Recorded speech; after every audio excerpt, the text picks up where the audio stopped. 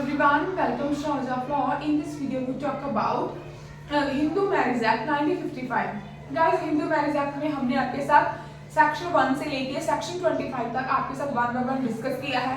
Hindus कौन है, क्या कस्टम है, क्या उनके राइट्स हैं, तो वैलिड कंडीशंस क्या हैं, फिर सेरेमनीज क्या हैं, फिर रेस्ट्रिक्शन कंज्यूमर राइट्स क्या है, फिर जो भी डिवोर्स की कंडीशंस क्या हैं, कौन इसमें ये भी हमने बताया था कि वॉइडेबल मैरिज क्या है, वॉइड मैरिज क्या है, और इसके आगे के सारे सेक्शन मेंटेनेंस कौन ले सकता है, परमानेंट एलिमनी क्या है। हमने आपके साथ सेक्शन 1 से लेकर 25 तक डिस्कस किया है। अगर आपने पहले की वीडियो को वॉच किया है तो गाइस आपको ये वाला जो कंसेप्ट है इजीली अंडरस्टैंडिंग हो जाएगा। अगर आपने पहले की वीडियो को वॉच नहीं किया तो प्लीज आप पहले की वीडियो को वॉच कर लीजिए, उससे क्या होगा कि आपकी कॉन्सेप्ट क्लैरिटी हो जाएगी। Now let's start guys. In this video we talk about section 26, custody of children. Custody की बात अगर हम करें, जब भी कस्टडी की बात कब होती है, जब हस्बैंड एंड वाइफ में कोई डिस्प्यूट हो,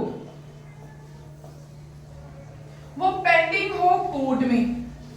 ठीक। अब दोनों ने डिसाइड कर लिया है कि हम एक दूसरे के साथ नहीं आगे की लाइफ को लिव लॉन्ग नहीं कर सकते। आफ्टर मैरिज क्या है, जब भी हमारे हिंदू लॉ में मैरिज किसी भी पर्सन की मैरिज होती है, उसके बाद क्या होता है कि बच्चे होते हैं, ठीक। बट अगर बच्चे हो गए हैं उसके बाद भी आपने कि नहीं बन रही, आपने फिर भी डिसाइड किया है कि अब हम हस्बैंड एंड वाइफ एक दूसरे के साथ नहीं रहना चाह रहे, आपकी कोई भी लिटिगेशन है वो पेंडिंग है, वो डिस्प्यूट है वो कोर्ट में पेंडिंग है गाइस, तो उससे क्या होगा, जब आप अलग अलग हो रहे हो, बच्चे की जो कस्टडी है, बहुत इंपॉर्टेंट चीज है ये, वो किसके पास रहेगी, या तो फिर मदर के पास जाएगी या फिर फादर के पास जाएगी। इसमें एक बात और है गाइस, मदर के पास मान लो अगर कस्टडी मदर के पास चलेगी तो फादर का बच्चे को कब कैसे पता चलेगा कि मेरा फादर कौन है, कैसे पता चलेगा। तो वो सारी की सारी चीजें क्या है, हमारे जब भी डिक्री कोर्ट पास करती है तो गाइस उसमें ऑल थिंग्स छोटी छोटी चीजों को लिखा होता है। इसमें एक चीज और बता दें, अगर मान लो जो कस्टडी है मदर के पास चलेगी, इसे ऐसे ही रब कर दे रही हूं, मान लो ये चाइल्ड है, ठीक, इसकी जो कस्टडी है मान लो मदर के पास चलेगी, बट गाइस इसमें क्या है, फादर को जो मीटिंग राइट है, ठीक, वो अब भी एप्लीकेबल होता है। कस्टडी चाहे मदर के पास है बट फादर वीकली अपने बच्चे को टाइम फिक्स कर देती है कोर्ट कि हाँ आप अपने बच्चे को वीकली 15 डेज चाहे मंथली मिल सकते हो। अगर वीकली है तो गाइस वो भी देखा जाएगा कि हाँ भाई कौन से दिन मदर अवेलेबल है एंड फादर अवेलेबल है, फिर बच्चे का भी देखा जाएगा। जिस दिन भी गाइस सूटेबल होगा उसी दिन को उसको सेट कर देंगे कि हाँ अगर कस्टडी जो है गाइस मदर के पास है तो मान लो इसके फादर के पास राइट बनता है कि जो बच्चे को मीटिंग राइट्स बनते हैं कि अपने बच्चे को भी मिल सकते,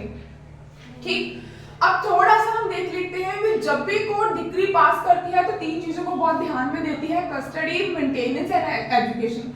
कस्टडी का ये होता है कि बच्चा ज्यादा किसके साथ सेफ है, बच्चे को किसकी इस टाइम किस पे मदर की या फादर की जरूरत है। बच्चों को तो दोनों की होती है बट इसमें ये चीज देखी जाती है कि इसकी मेंटेनेंस अच्छे से कौन कर सकते हैं, ये भी देखा जाता है कि मदर या फादर, ठीक, चाहे वो हस्बैंड हो चाहे वाइफ हो, कितना कमाते हैं, इनकम कितनी है,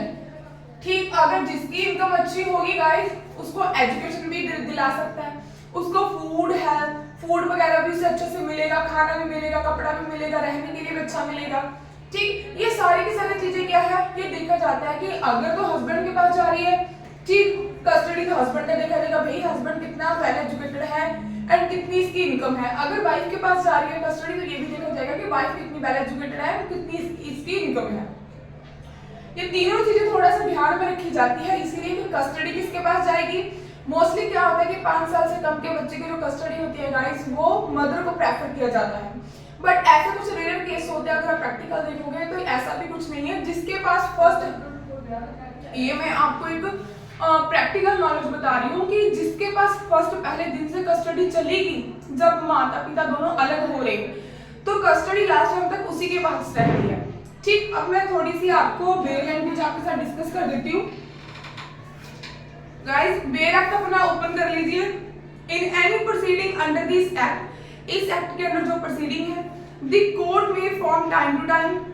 टू टाइम जो भी होगा, pass such interim orders and make such provisions in the decree as it may deem just and proper with respect to the custody, maintenance and education of the minor children. Interim order क्या होता है? वो final order नहीं होता। जब भी कोई person suit file करता है, मान लो ये मदर है, मदर ने कस्टडी के लिए अपने बच्चे की, ठीक, चाइल्ड की कस्टडी के लिए क्या है भाई, एप्लीकेशन लगाई है। ठीक, अभी जस्ट कोई भी सूट फाइल किया है कस्टडी का, इसके ऊपर कोई भी फाइनल ऑर्डर नहीं हुआ, इसमें इसी सूट के अंदर उसने एप्लीकेशन लगाई बच्चे की कस्टडी की, तो उसको इंटरिम ऑर्डर मींस उसकी एप्लीकेशन का सूट को सुनते, जब भी जज सब सुनते हैं तभी एक ऑर्डर लेते हैं कि हाँ जो बच्चे की कस्टडी है वो मदर के पास जाएगी या फादर के पास जाएगी। ठीक, उसके बाद क्या है, जो इंटरिम ऑर्डर होता है वो फाइनल ऑर्डर नहीं होता, मैं बार बार आपको बता रही हूँ। उसमें यही देखा जाएगा बच्चे की कस्टडी जो उसके लिए वेलफेयर होगा, बच्चे को जिसकी जरूरत होगी मदर की या फादर की, जो उसके लिए सूटेबल होगा। फिर उसकी मेंटेनेंस, कौन उसका पालन पोषण अच्छा कर सकता है। फिर उसके बाद ये देखा गाइस, ये भी देखा जाता है कि अगर पेरेंट्स मदर या फादर दोनों अपना अपना कमा रहे हैं अलग से, अगर फादर काम पर जा रहा है, बच्चों को देखने वाला पीछे कोई भी नहीं,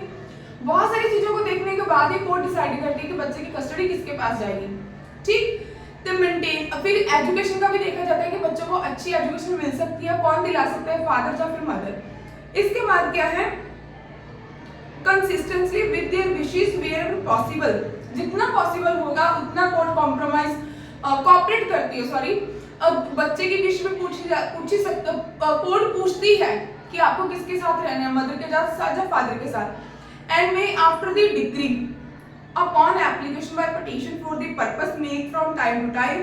all such orders and provisions with respect to the custody, maintenance, education and of such children as might have been made such decree or interim orders in the case proceeding for obtaining such decree were still pending। Guys, इसमें यही बताया गया कि जब मान लो interim order pass हो गया, decree में वो सारी छोटी छोटी चीजें लिखी जाएगी कि हाँ कि बच्चे की कस्टडी फादर के पास जा रही है, मदर को जो मीटिंग राइट है, मदर को मैंने जो आपको हेमर बताया, ठीक, वो छोटी छोटी चीजें लिखी जाएगी कि जो कस्टडी है बच्चे के फादर के पास जा रही है, बट मदर उसे मिल सकती है, कब मिलेगी, कैसे मिलेगी, कितने टाइम पे मिलेगी, मीडिएशन सेंटर में मिलेगी, कहाँ पर मिलेगी, यहाँ तक कोर्ट सब कुछ सेट कर देती है कि इनको कोई डिस्प्यूट ना हो। फिर अगर उनको लगता है कि डिक्री पास हो गई है कस्टडी की, बच्चे की कस्टडी मान लो फादर के पास चली गई है, अगर उसको बाद में भी लगता है डिग्री पास होने के बाद में भी इसमें कुछ चेंजेस होने चाहिए ऑन द सर्कमस्टांसेस, तो गाइस जो पेरेंट्स हैं दोनों, चाहे मदर हो फादर हो, वो एप्लीकेशन मूव कर सकते हैं, वो उसमें क्या कर सकते हैं, रिवोक भी करवा सकते हैं, suspended and very any such order, उस ऑर्डर को वो कुछ भी चेंज करवा सकते हुए एप्लीकेशन लगा के। इसमें एक प्रोविजन दी गई है, provided that the application with respect to the maintenance and education of the minor children pending proceeding obtaining such decree shall as possible be dispose within 60 days from the date of service of notice on the respondent. इसमें क्या बोला गया है कि भाई ये देखो, थोड़ा सा मैं रब कर दूं,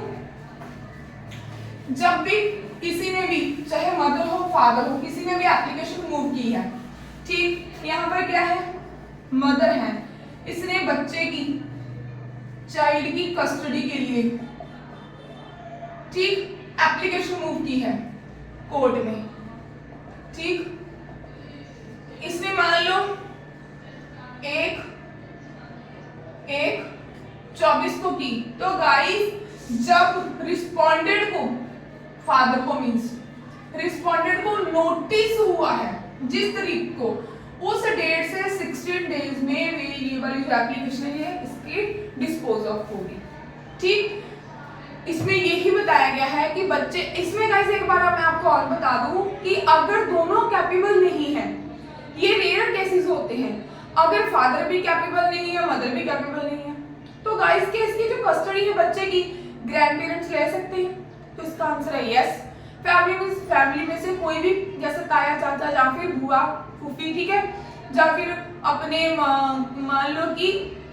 कोई भी रिलेटिव जो नियर अबाउट हो, ठीक, वो कस्टडी ले सकते हैं। बट यहाँ पर उन्हें ये बात देखनी पड़ेगी कि दोनों को कोर्ट में इनका जो कंडक्ट है वो रखना पड़ेगा कि दोनों के दोनों क्या है, इनका कंडक्ट अच्छा नहीं है, ड्यू टू रीजन हम बच्चे की कस्टडी खुद चाहते हैं। ठीक, तो ये था हमारा आज का टॉपिक। अगर आपको वीडियो अच्छी लगे प्लीज लाइक कीजिए, शेयर कीजिए, चैनल को सब्सक्राइब कीजिए। भाई